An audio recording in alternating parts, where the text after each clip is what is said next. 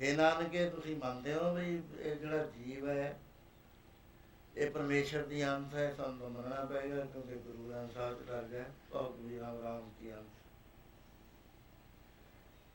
ਥੋੜ੍ਹਾ ਜਿਹਾ ਫਰਕ ਨਾਲ ਹੈ ਗੱਲ, ਉਹ ਹੈ ਕਿ ਹੁਕਮੀ ਹੋਵਨ ਆਕਾਰ, ਹੁਕਮੀ ਹੋਵਨ ਜੀ।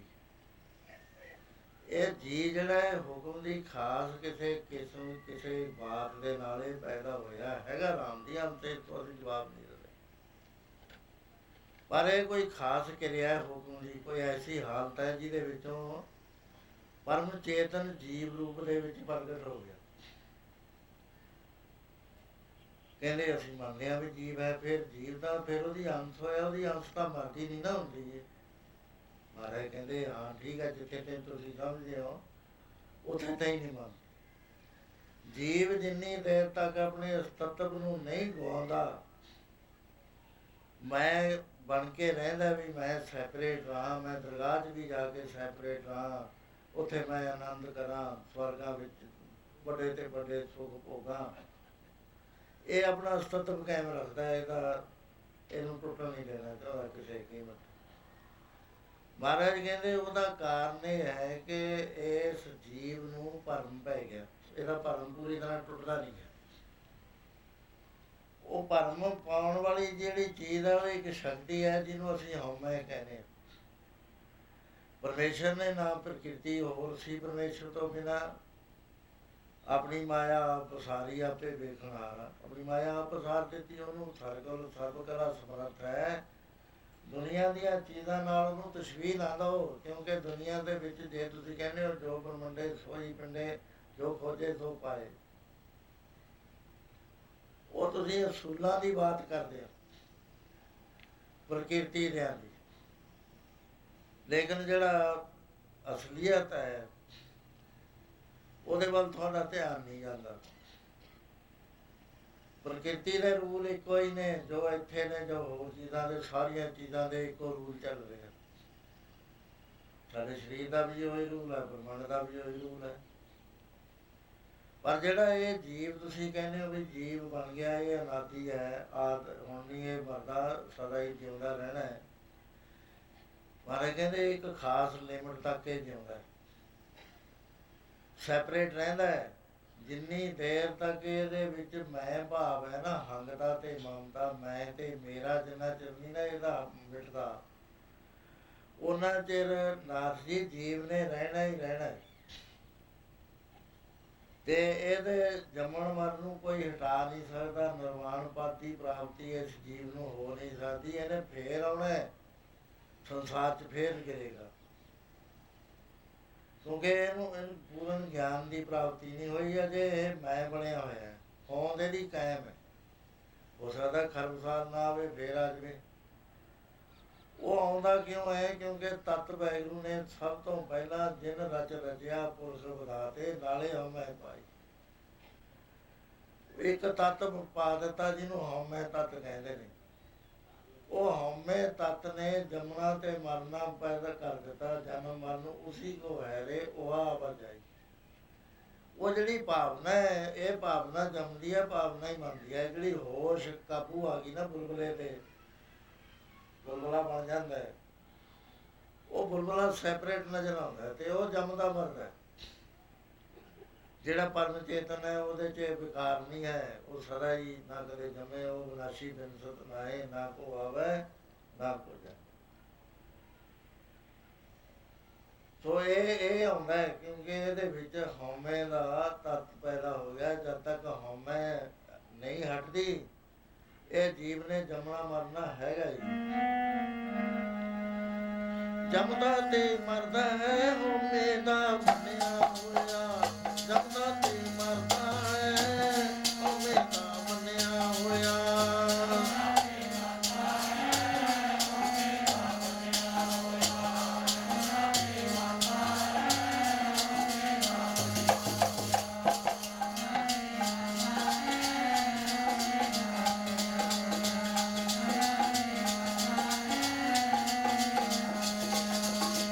ਜੰਮਦਾ ਤੇ ਮਰਦਾ ਹੈ, ਹਉਮੈ ਦਾ ਬਣਿਆ ਹੋਇਆ।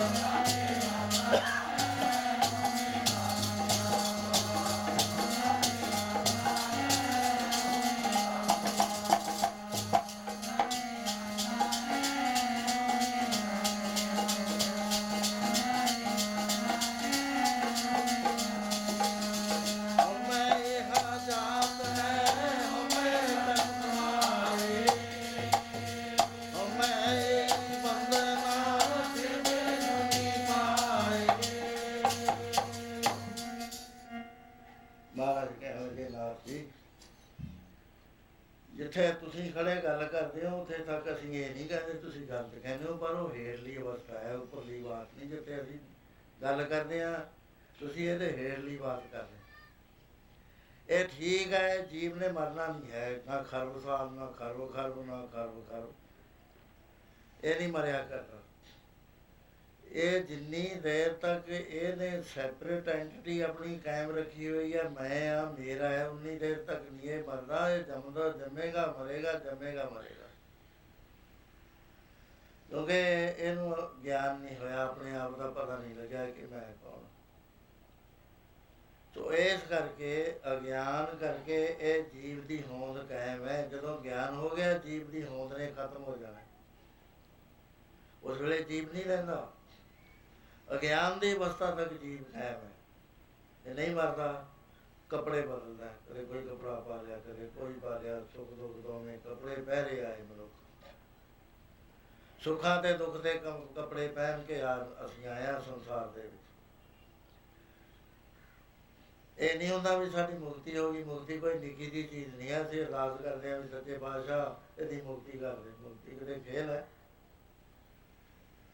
ਸੋ ਮਹਾਰਾਜ ਕਹਿੰਦੇ ਨਾਥ ਜੀ, ਜਿਹੜੀ ਤੁਸੀਂ ਗੱਲ ਕਹਿੰਦੇ ਹੋ ਨਾ ਵੀ ਪ੍ਰਕਿਰਤੀ ਸੁਤੰਤਰ ਹੈ, ਪ੍ਰਕਿਰਤੀ ਵੀ ਨਹੀਂ ਹੈ ਤਾਂ ਵਾਹਿਗੁਰੂ ਨੇ ਆਪਣੀ ਸ਼ਕਤੀ ਇੱਕ ਆਪੇ ਹੀ ਪ੍ਰਗਟ ਹੋਇਆ ਇਹਦੇ ਵਿੱਚ। ਜਦੋਂ ਆਪੇ ਹੀ ਹੈ ਫਿਰ ਉਹਦੇ ਬਾਰੇ ਕੀ ਕਹਿ ਸਕਦੇ। ਇੱਥੇ ਜੜ ਹੈ ਹੀ ਨਹੀਂ। ਜੇ ਕੋਈ ਕਹੇ ਜੜ ਚੀਜ਼ ਹੈ, ਗੁਰਮਤਿ ਮੰਨਦੀ ਨਹੀਂ ਜੜ ਨੂੰ।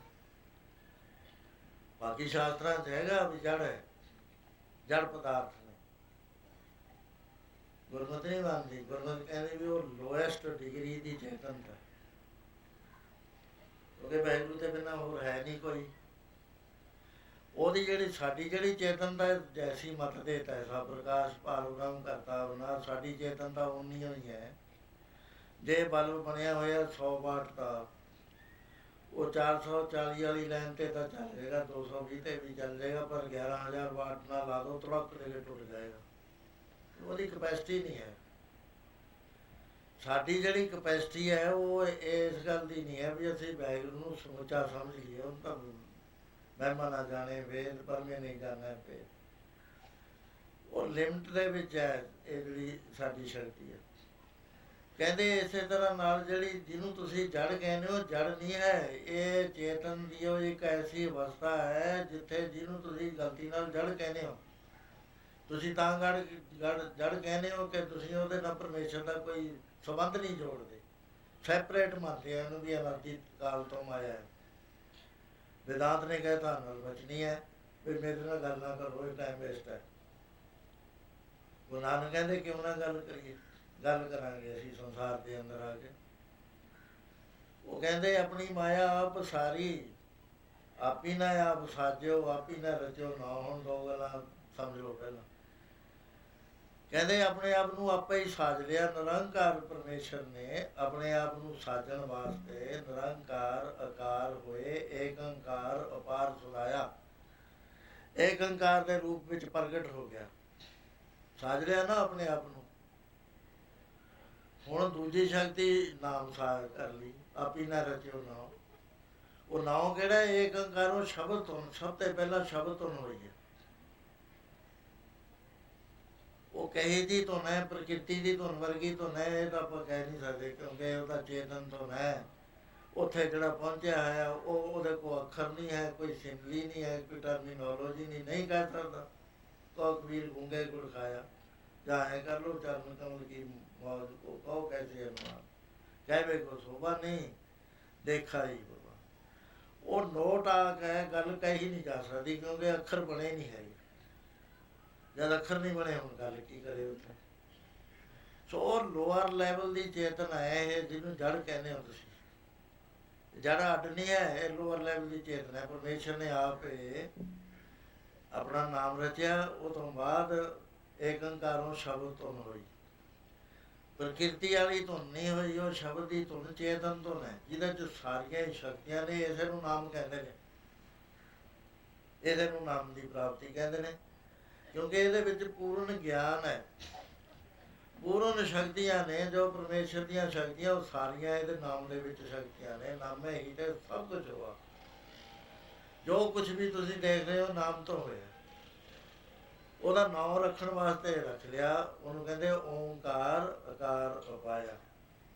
ਨਾਂ ਤਾਂ ਕੋਈ ਰੱਖਣਾ ਸੀ, ਉਹਦਾ ਅਸੀਂ ਨਾਂ ਰੱਖ ਲਿਆ ਓਂਕਾਰ। ਹੁਣ ਗੱਲ ਸਖਾਲੀ ਹੋ ਗਈ। ਅਸੀਂ ਕਿਹਾ ਵੀ ਓਂਕਾਰ ਤੋਂ ਸਾਰੇ ਆਕਾਰ ਬਣੇ ਨੇ, ਪ੍ਰਥਮ ਓਂਕਾਰ ਤੇ ਨਿਕਾਸ ਸੋ ਧੁਨ ਪੂਰ ਜਗ ਭੋਲਾ। ਉਹ ਵੀ ਕੋਈ ਧੁਨ ਹੈ, ਕੋਈ ਚੀਜ਼ ਹੈ ਜਿਸ ਨੂੰ ਨਾਮ ਧੁਨ ਕਹਿੰਦੇ ਨੇ। ਧੁਨਵੇਂ ਧਿਆਨ ਧਿਆਨਵੇਂ ਜਾਣਿਆ ਗੁਰਮੁਖ ਕਥ ਕਹਾਣੀ। ਸੋ ਪ੍ਰਕਿਰਤੀ ਕੋਈ ਚੀਜ਼ ਨਹੀਂ ਹੈ ਨਾਥ ਜੀ। ਪ੍ਰਕਿਰਤੀ ਤਾਂ ਵਾਹਿਗੁਰੂ ਦਾ ਹੀ ਆਪਣਾ ਹੀ ਕ੍ਰਿਸ਼ਮਾ ਹੈ। ਇੰਨੀ ਲੋਅਰ ਲੈਵਲ ਦੀ ਚੇਤਨਾ ਹੈ ਉਹ। ਚੇਤਨਾ ਤੋਂ ਬਿਨਾਂ ਤਾਂ ਹੈ ਨਹੀਂ, ਹੈ ਚੇਤਨ, ਹੈ ਵਾਹਿਗੁਰੂ ਦੀ ਅੰਸ਼ ਪ੍ਰਕਿਰਤੀ। ਤੇ ਜਿਹੜਾ ਜੀਵ ਹੈ ਇਹ ਵੀ ਵਾਹਿਗੁਰੂ ਦੀ ਅੰਸ਼ ਹੈ। ਫਿਰ ਵਾਹਿਗੁਰੂ ਤੋਂ ਵੱਖਰਾ ਤਾਂ ਕੁਛ ਨਾ ਹੋਇਆ। ਉਹਨੇ ਤੱਤ ਬਣਾ ਦਿੱਤਾ ਇਹਦੇ 'ਚ ਹਉਮੈ। ਸੋ ਉਹਨੇ ਸਵਾਲ ਕਰਿਆ ਸੀ ਕਿ ਹੇ ਨਾਨਕ ਮੈਨੂੰ ਐਂ ਦੱਸ ਵੀ ਤੂੰ ਕਹਿੰਦਾ ਵਾਹਿਗੁਰੂ ਦੇ ਬਿਨਾਂ ਇੱਥੇ ਹੋਰ ਕੋਈ ਹੈ ਨਹੀਂ, ਤੇ ਫਿਰ ਦੁੱਖ ਹੈਗਾ ਪ੍ਰਕਿਰਤੀ 'ਚ। ਦੁੱਖ ਕਿਵੇਂ ਖਤਮ ਹੋ ਗਿਆ? ਦੁੱਖ ਕਿੱਥੋਂ ਆ ਗਿਆ ਜਦ ਰੱਬ ਹੈ? ਰੱਬ ਦੇ ਵਿੱਚ ਤਾਂ ਦੁੱਖ ਹੈ ਨਹੀਂ। ਤੇ ਦੁੱਖ ਇਹ ਸਾਨੂੰ ਕਹਿਣਾ ਪਏਗਾ ਵੀ ਕੋਈ ਨਾ ਕੋਈ ਚੀਜ਼ ਦੁਨੀਆ 'ਚ ਹੋਰ ਤੱਤ ਹੈਗਾ ਜਿਹਦਾ ਦੁੱਖ ਹੈ ਜਿਹਦੇ ਤੋਂ। ਤੇ ਤੂੰ ਇਸ ਗੱਲ ਨੂੰ ਮੰਨਦਾ ਨਹੀਂ ਹੈ। ਤੂੰ ਇੱਕੋ ਹੀ ਗੱਲ ਕਹਿੰਦਾ ਇੱਥੇ ਪਰਮੇਸ਼ਰ ਨਹੀਂ ਹੈ, ਪਰਮੇਸ਼ਰ ਤੋਂ ਬਿਨਾਂ ਹੈ ਹੀ ਨਹੀਂ। ਮਾਰੇ ਗਏ ਦੂਈ ਕੁਦਰਤ ਸਾਜੀ ਹੈ, ਘਰ ਆਸਣ ਡਿਠੋ ਚਾਓ। ਉਹ ਵਾਹਿਗੁਰੂ ਨੇ ਹੀ ਕੁਦਰਤ ਸਾਜਦੀ, ਮਾਇਆ ਸਾਜਦੀ, ਪ੍ਰਕਿਰਤੀ ਸਾਜ ਦਿੱਤੀ। ਆਪੇ ਹੀ ਉਹਨੂੰ ਦੇਖਣਾ ਸ਼ੁਰੂ ਕਰ ਦਿੱਤਾ। ਕਿਤੇ ਵਾਹਿਗੁਰੂ 'ਚ ਥੋੜ੍ਹੀਆਂ ਸ਼ਕਤੀਆਂ, ਇਹ ਤੇ ਇੱਕ ਸ਼ਕਤੀ ਹੈ, ਓਨਲੀ ਵਨ ਸ਼ਕਤੀ, ਜਿਹਨੂੰ ਆਹ ਸੰਸਾਰ ਕਹਿੰਦੇ ਆ। ਖਬਰ ਹੈ ਕਹੀ ਜੀ ਦੁਨੀਆ ਸਾਡੇ ਤਾਂ ਅਨੁਭਵ ਤੋਂ। ਇਸੇ ਕਰਕੇ ਉਹਦਾ ਨਾਂ ਅਗੰਮ ਤੇ ਅਗੋਚਰ ਹੈ। ਸਾਡੇ 5 ਟੂਲ ਤੇ ਬ੍ਰੇਨ ਇਸ ਕਾਬਲ ਨਹੀਂ ਵੀ ਉਹਨੂੰ ਸਮਝ ਆਵੇ। ਸਾਨੂੰ ਪ੍ਰਕਿਰਤੀ ਦੀ ਗੱਲ ਤਾਂ ਸਮਝ ਆਉਂਦੀ ਹੈ, ਰੱਬ ਬਾਰੇ ਨਹੀਂ ਜਾਣਦੇ। ਮਹਿਮਾ ਨਾ ਜਾਣੇ ਵੇਦ, ਵਰਮੇ ਨਹੀਂ ਜਾਣੇ ਭੇਦ, ਅਵਤਾਰ ਨਾ ਜਾਣੇ ਅੰਤਰ, ਪਾਰ ਬ੍ਰਹਮ ਪਰਮੇਸ਼ਰ ਬੇਅੰਤ, ਆਪਣੀ ਗਾਥਾ ਆਪ ਜਾਣਾ ਸੁਣ ਥੋੜਾ ਵਰਗੋ ਖਾਣਾ। ਸੋ ਮਹਾਰਾਜ ਨੇ ਜਵਾਬ ਦਿੱਤਾ। ਉਹਨੇ ਕਿਹਾ ਕਿ ਹੇ ਨਾਨਕ ਤੂੰ ਇਸ ਗੱਲ ਦਾ ਜਵਾਬ ਦੇ, ਫਿਰ ਸੰਸਾਰ ਕਿਵੇਂ ਬਣ ਗਿਆ ਜਾਂ ਰੱਬ ਸੀਗਾ? ਦੁੱਖ ਕਿੱਥੋਂ ਆ ਗਿਆ? ਮਹਾਰਾਜ ਨੇ ਬੜਾ ਸੰਖੇਪ ਲਿਖਿਆ, ਬੜੀ ਇੰਨੀ ਫਲਾਸਫੀ ਨਹੀਂ ਜਿੰਨੀ ਮੈਂ ਬੋਲਦਾ।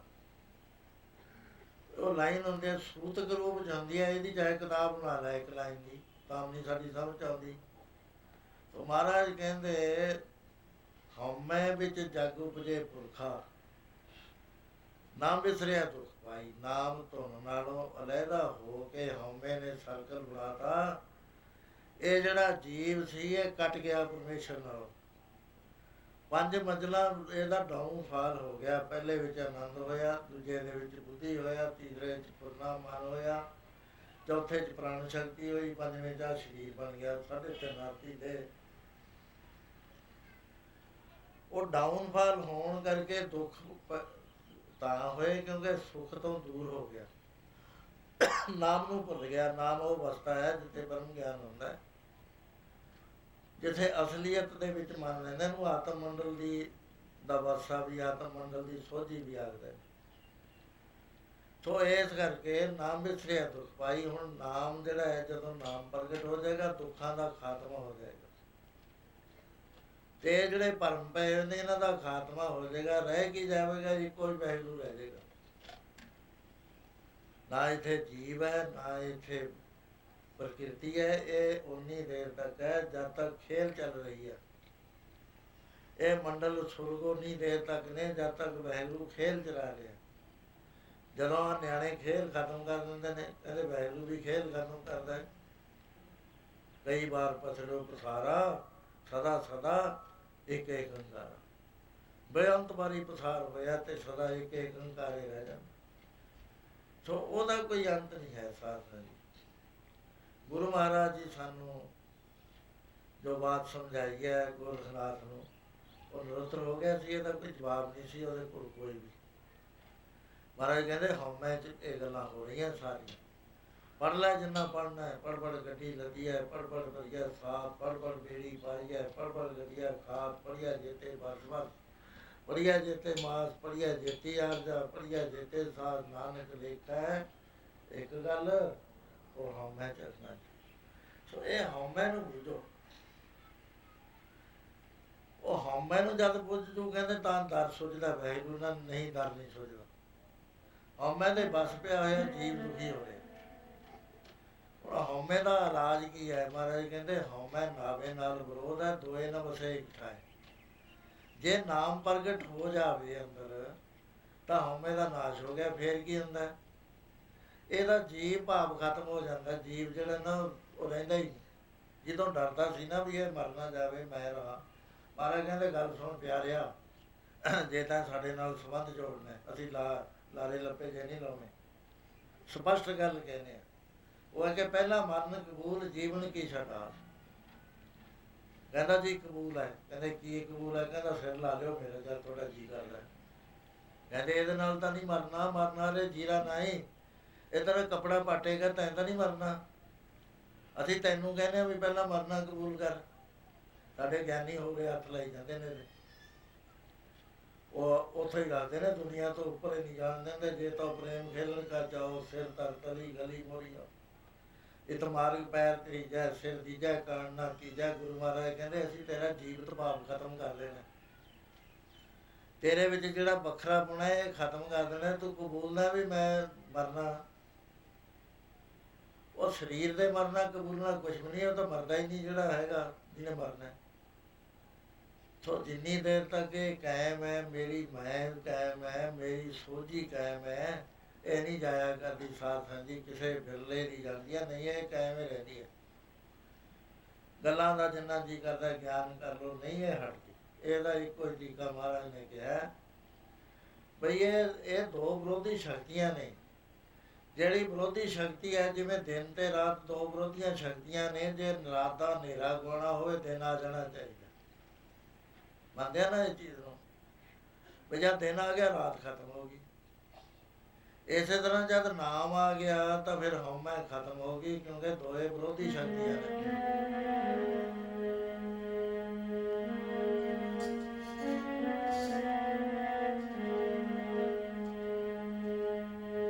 ਦੋਏ ਨਾ ਬਸੇ ਇੱਕ ਠਾਏ ਜੀ, ਹਉਮੈ ਨਾਵੈ ਨਾਲ ਵਿਰੋਧ। ਦੋਏ ਨਾ ਬਸੇ ਇੱਕ ਠਾਏ, ਹਉਮੈ ਨਾਵੈ ਨਾਲ ਵਿਰੋਧ।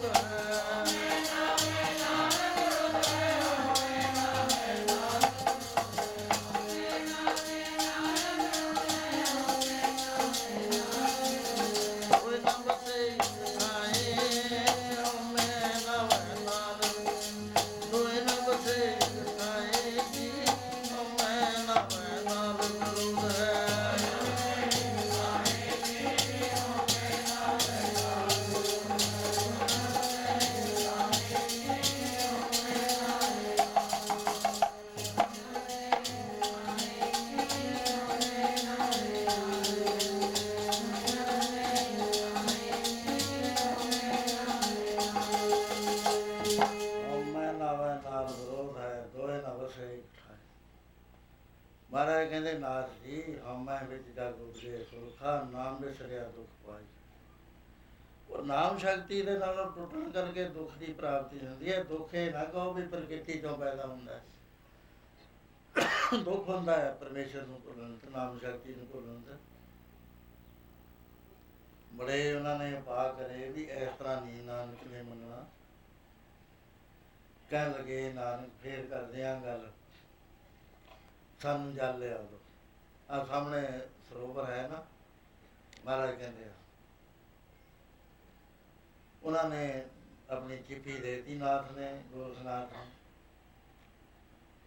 ਮਹਾਰਾਜ ਜੀ ਪਾਣੀ ਲੈਣ ਚਲੇ ਗਏ। ਉੱਥੇ ਕੀ ਦੇਖਦੇ ਨੇ? ਪਾਣੀ ਤਾਂ ਹੈ ਹੀ ਨਹੀਂ। ਹੀਰੇ ਲਾਲ ਜਵਾਹਰ ਅਨੇਕਾਂ ਕੀਮਤੀ ਪੱਥਰ ਕਰੋੜਾਂ ਰੁਪਈਆਂ ਦੇ ਚਰਮਲ ਕਰਦੇ। ਮਹਾਰਾਜ ਜੀ ਮੁੜਿਆ, ਕਹਿੰਦੇ ਪਾਣੀ ਨਹੀਂ ਲਿਆਂਦਾ। ਕਹਿੰਦੇ ਨਾਥ ਜੀ ਉੱਥੇ ਤਾਂ ਪਾਣੀ ਨਹੀਂ ਹੈ, ਪੱਥਰ ਚਮਕਦੇ ਸੀ। ਕਹਿੰਦੇ ਨਾਨਕ ਜੀ ਦੇਖੋ ਤੁਹਾਨੂੰ ਪਾਣੀ ਦਿਖਾਇਆ ਸੀ ਨਾ। ਕਹਿੰਦੇ ਸਿਰਫ ਇੱਕ ਫੁਰਨਾ ਅਸੀਂ ਕਰਿਆ, ਉਹਦੇ ਨਾਲ ਸਾਰੇ ਸਰੋਵਰ ਦੇ ਵਿੱਚ ਹੀਰੇ ਜਵਾਹਰਾਤ ਕਰ ਦਿੱਤੇ ਇੱਕ ਫੁਰਨੇ ਨਾਲ। ਇਹ ਜਿਹੜਾ ਸਾਡਾ ਯੋਗ ਮਤ ਹੈ ਨਾ, ਇਹਦੇ ਵਿੱਚ ਤੁਸੀਂ ਜੇ ਆ ਜਾਵੋ ਇੰਨੀਆਂ ਸ਼ਕਤੀਆਂ ਪ੍ਰਾਪਤ ਹੋ ਜਾਣਗੀਆਂ। ਮਹਾਰਾਜ ਕਹਿੰਦੇ ਫਿਰ ਕੀ ਹੋਏਗਾ? ਉਹ ਨਾਮ ਦੀ ਤਾਂ ਅਸੀਂ ਬਾਤ ਕਰ ਰਹੇ ਹਾਂ। ਇਹ ਜਿਹੜੀਆਂ ਚੀਜ਼ਾਂ ਨੇ ਸਾਰੀਆਂ ਦੀਆਂ ਸਾਰੀਆਂ ਨਾਮ ਨੂੰ ਭੁਲਾਉਣ ਵਾਲੀਆਂ ਨੇ। ਮਹਾਰਾਜ ਖਬਰਦਾਰ ਕਰਦੇ ਨੇ, ਕਿਤੇ ਭੁੱਲ ਨਾ ਜਾਈ ਓਏ ਮਨਾ ਮੇਰਿਆ, ਮੋਤੀਆਂ ਦੇ ਮੰਦਰ ਵੇਖ ਕੇ। ਭੁੱਲ ਨਾ ਜਾਈ ਓਏ ਮਨਾ ਮੇਰਿਆ, ਮੋਤੀਆਂ ਦੇ ਮੰਦਰ ਵੇਖ ਕੇ।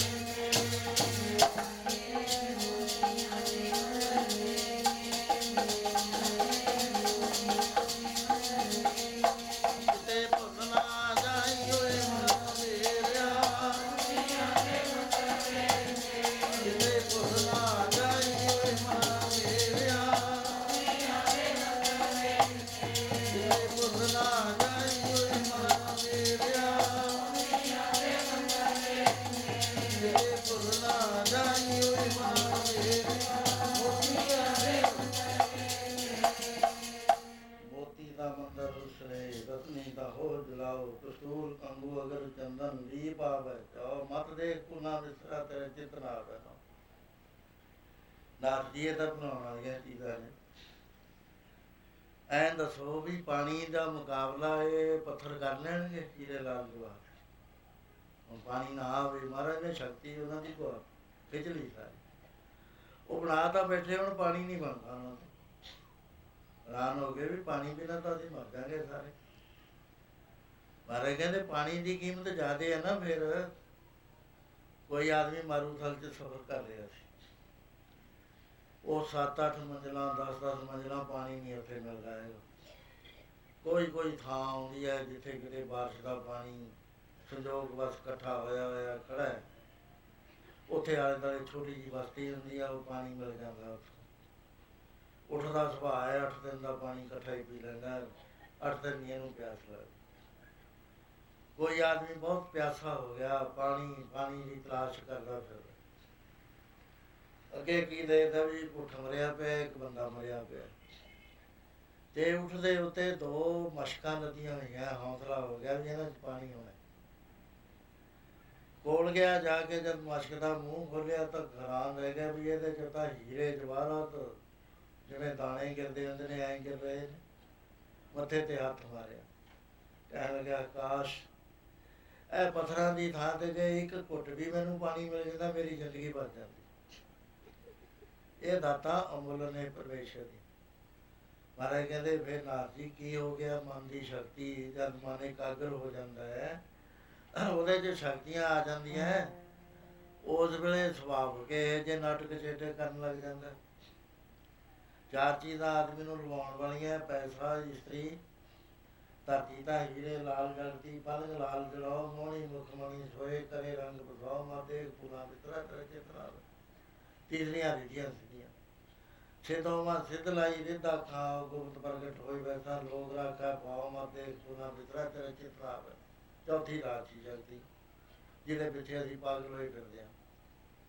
ਸੁਲਤਾਨ ਹੋਵਾਂ ਮੇਰ ਲਸ਼ਕਰ ਤਖਤ ਰਾਖਾਂ ਪਾਓ, ਹੁਕਮ ਹਾਸਲ ਕਰੀ ਬੈਠਾ ਨਾਨਕਾ ਸਭ ਬਹੁ ਮਤ ਦੇ ਫੂਲਾਂ ਵਿਤਰਾ ਤੇਰੇ ਚਿੱਤ ਲਾਵੇ।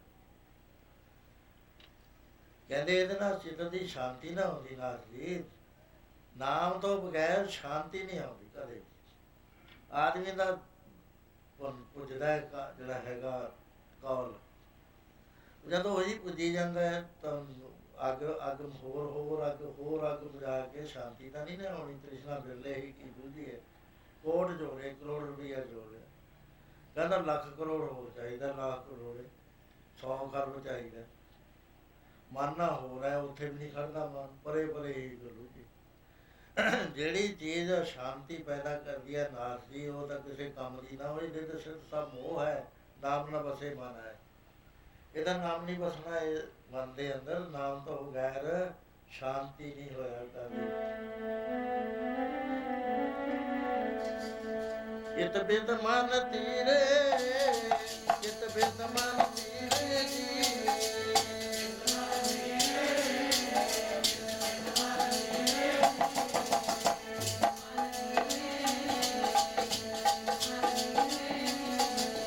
ਬਿਦ ਮਨ ਤੀਰੇ ਜੀ, ਚਿਤ ਬਿਦ ਮਨ ਤੀਰੇ ਜੀ।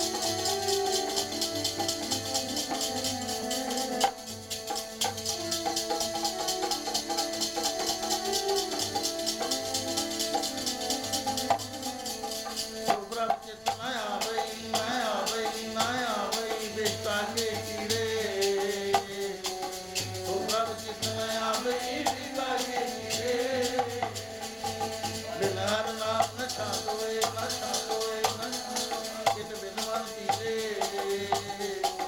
ਬਿਨ ਹਰ ਨਾਮ ਸ਼ਾਂਤ ਹੋਏ ਕਿਤ ਬਿਨਵਨ ਕੀਰੇ। ਨਾਥ ਜੀ ਇਹ ਨਾਟਕ ਚੇਤ ਜਿਹੜੇ ਨੇ ਨਾ ਨਾਟਕ ਚੇਤ ਕੀਏ ਇੱਕ ਗਾਜਾ ਪ੍ਰਭ ਲੋਗਨ ਕੋ ਆਵਤ ਲਾਏ। ਇਹਨਾਂ ਨੇ ਜੰਮਣ ਮਰਨ ਦਾ ਚੱਕਰ ਨਹੀਂ ਕੱਟਣਾ। ਰਿਧੀਆਂ ਸਿੱਧੀਆਂ ਰਿਧ ਸਿਰਸਾ ਮੋਹ ਹੈ ਨਾਮ ਨਾ ਬਸੇ ਮਨ, ਇਹ ਤਾਂ ਨਰਕਾਂ ਨੂੰ ਲੈ ਜਾਣਗੀਆਂ। ਗੱਲ ਉਹ ਕਰੋ ਜਿਹਦੇ ਨਾਲ ਛੁਟਕਾਰਾ ਹੋ ਜਾਵੇ। ਤੁਸੀਂ ਛੁਟਕਾਰੇ ਦਾ ਰਾਹ ਨਹੀਂ ਤੋੜਿਆ ਕੋਈ। ਪ੍ਰਾਣਾਯਾਮ ਕਰਦੇ ਹੋ, ਸ਼ਕਤੀਆਂ ਪੈਦਾ ਹੁੰਦੀਆਂ, ਭੂਤੀਆਂ ਦਿਖਾਉਂਦੇ ਹੋ, ਲੋਕਾਂ ਨੂੰ ਪਰਚਾਉਂਦੇ ਹੋ, ਇਹਦੇ ਵਿੱਚ ਕਿਸੇ ਨੂੰ ਡਰਾਉਂਦੇ ਹੋ, ਕਿਸੇ ਨੂੰ ਲੋਭ ਦਿੰਦੇ ਹੋ। ਪਰਮਾਰਥ ਦੀ ਬਾਤ ਤਾਂ ਹੈ ਹੀ ਨਹੀਂ ਤੁਹਾਡੇ ਕੋਲ ਕੋਈ ਵੀ। ਮੈਂ ਤਾਂ ਤੁਹਾਡੇ ਵਿੱਚ ਆਵਾਂ ਜੇ ਕੋਈ ਪਰਮਾਰਥ ਦੀ ਬਾਤ ਹੋਵੇ। ਪਹਿਲਾਂ ਤਾਂ ਤੁਸੀਂ ਤਿੰਨ ਮੰਨੀ ਬੈਠੇ ਹੋ ਵੀ ਇੱਕ ਈਸ਼ਵਰ ਹੈ, ਇੱਕ ਜੀਵ ਹੈ, ਇੱਕ ਪ੍ਰਕਿਰਤੀ ਹੈ ਵਾਹਿਗੁਰੂ, ਹੋਰ ਕੋਈ ਹੈ ਹੀ ਨਹੀਂ ਸੰਸਾਰ ਦੇ ਉੱਤੇ। ਉਹਦਾ ਆਪਣਾ ਹੀ ਕੌਤਕ ਹੈ। ਫਿਰ ਤੁਸੀਂ ਭੂਤੀਆਂ ਤੋਂ ਗਾਹਾਂ ਨਹੀਂ ਲੰਘੇ। ਸਮਾਧਾਂ ਦੋ ਤੁਹਾਨੂੰ ਪ੍ਰਾਪਤ ਹੋ ਗਈਆਂ। ਸੰਪਰਗਿਆਤ ਸਮਾਧ ਹੋ ਗਈ, ਅਸੰਪਰਗਿਆਤ ਸਮਾਧ ਪ੍ਰਾਪਤ ਹੋ ਗਈ। ਲੇਕਿਨ ਅਜੇ ਸਹਿਜ ਸਮਾਧ ਦੇ ਵਿੱਚ ਤਾਂ ਤੁਸੀਂ ਪਹੁੰਚੇ ਹੀ ਨਹੀਂ ਹੋ। ਸਹਿਜ ਸਮਾਧ ਬਾਰੇ ਕੋਈ ਕੁਛ ਕਿਹਾ ਨਹੀਂ ਜਾਂਦਾ। ਸਹਿਜ ਸਮਾਧ ਲਗੀ ਲਿਵ ਅੰਤਰ ਸੋਰਠ ਸੋਈ ਜਾਵੇ। ਸਹਿਜ ਸਮਾਧ ਲਗੀ ਲਿਵ ਅੰਤਰ ਸੋਈ ਜਾਵੇ।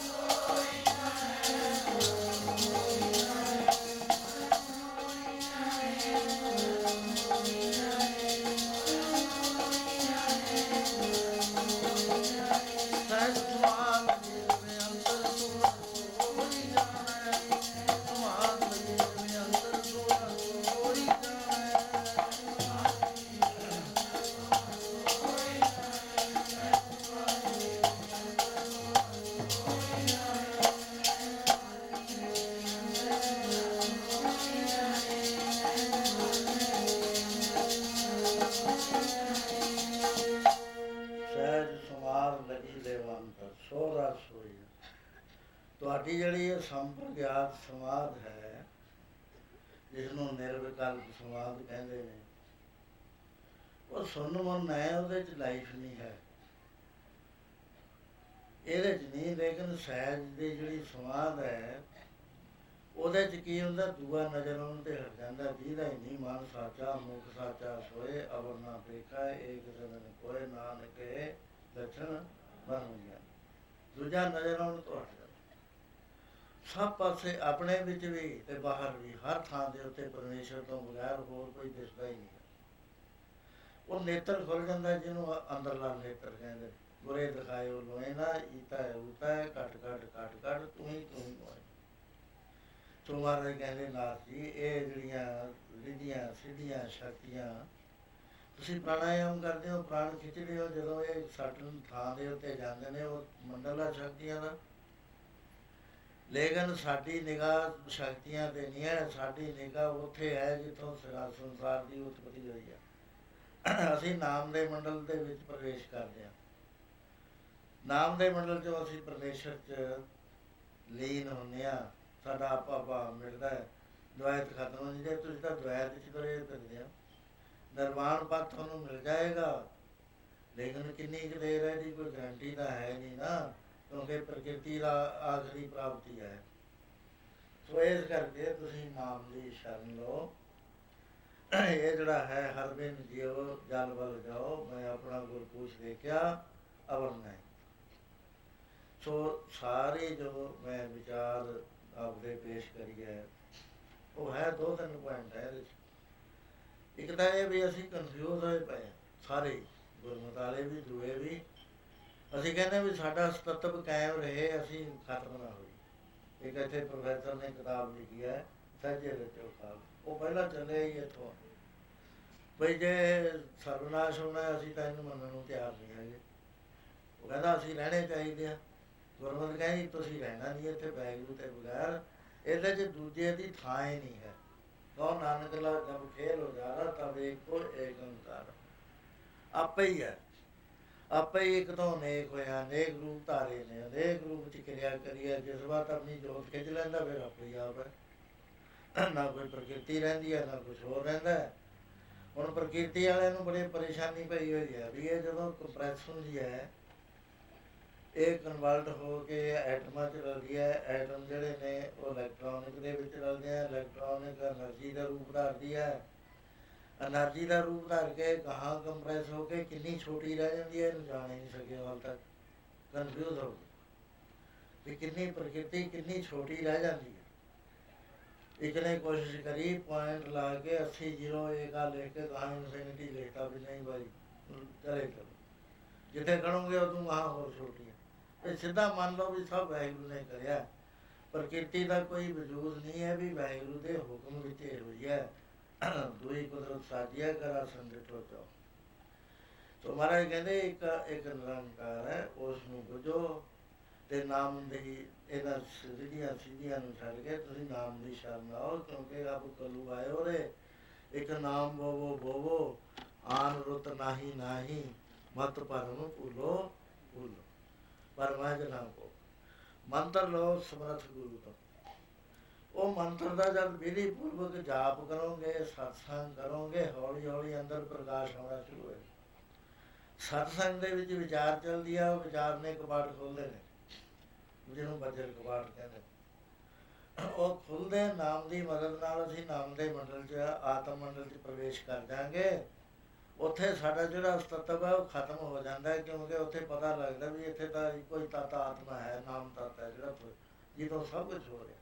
ਇਹ ਸਰੀਰ ਸਭ ਧਰਮ ਹੈ, ਜਿਸ ਅੰਦਰ ਸੱਚੇ ਕੀ ਵਿੱਚ ਜੋਤ, ਬੋਝ ਰਤਨ ਵਿੱਚ ਛੁਪ ਰਹੇ, ਕੋਈ ਗੁਰਮੁਖ ਸੇਵ ਕੱਢੇ ਖੋਤ।